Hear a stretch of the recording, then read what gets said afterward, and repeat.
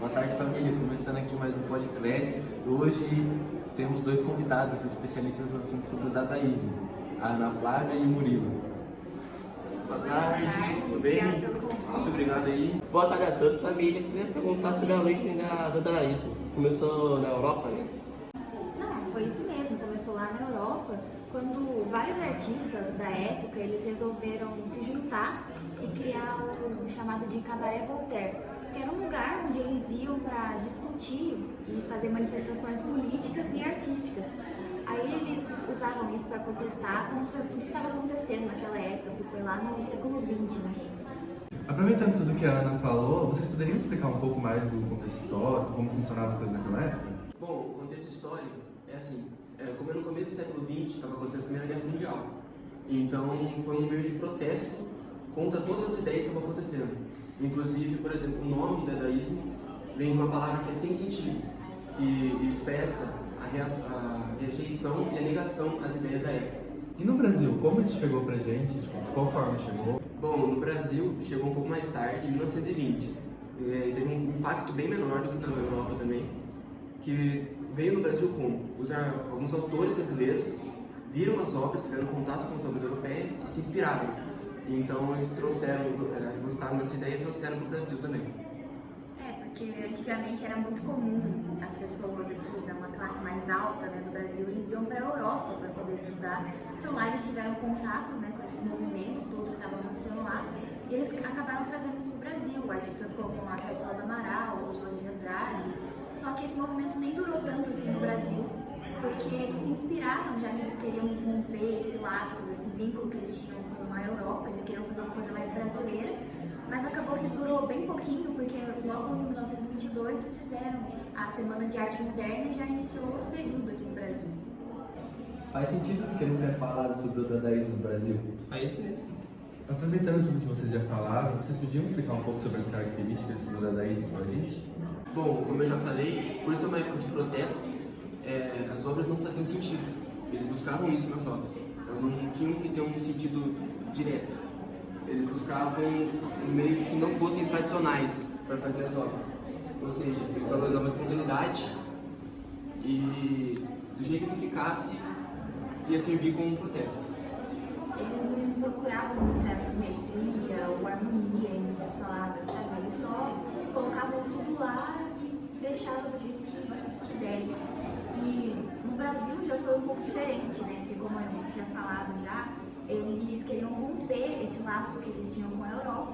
Então eles só procuraram se diferenciar do que estava tendo e eles tentavam mostrar a diversidade brasileira como uma forma de mostrar a nossa própria cultura sem ter que ficar falando da cultura de outros países. Ah, faz sentido.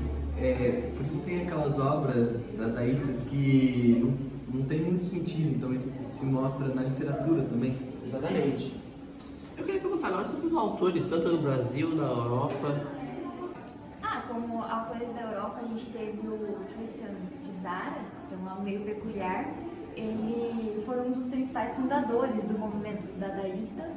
E a gente também teve o Hugo Boll, que foi o cara que ajudou a criar o Cabaré Voltaire, que eu falei lá atrás, que era aquele lugar na Suíça que eles se reuniam para discutir essas ideias. E teve também ele foi um artista plástico e poeta alemão, que era bem conhecido pelas montagens e colagens dele, que era o Kurt Schwitters. E na Europa foi basicamente esses aí que eram importantes mesmo, eles eram bem influentes naquela época. Bom, e no Brasil, tinham dois autores que eram os mais renomados, assim, que eram o Oswald de Andrade e o Mário de Andrade, que tinham uma ideia de passar a cultura brasileira acima da europeia, transformar ela numa cultura original, que não fosse uma variação das obras europeias, e sim que tivesse um contexto próprio. Agora tem algumas perguntas do nosso superchat. Primeira pergunta do Thiaguinho 848. Quais são as principais obras do dadaísmo no Brasil?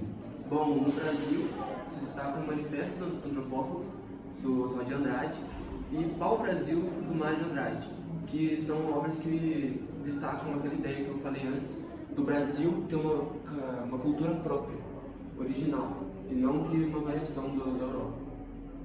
Agora, a outra pergunta é do Alan 567, que é quais são as principais obras do dadaísmo na Europa? Bem, eles tiveram várias obras, como o Curso Leite, do Kurt Schwitters.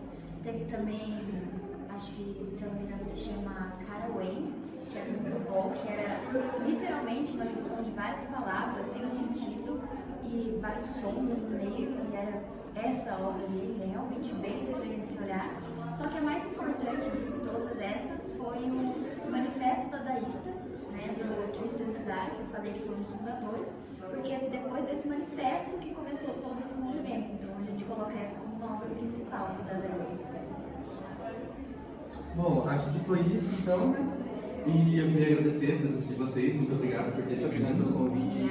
E esse foi o podcast do dia. Eu espero que vocês tenham gostado, tenham aprendido igual a gente aprendeu bastante hoje. E tchau, até o próximo podcast.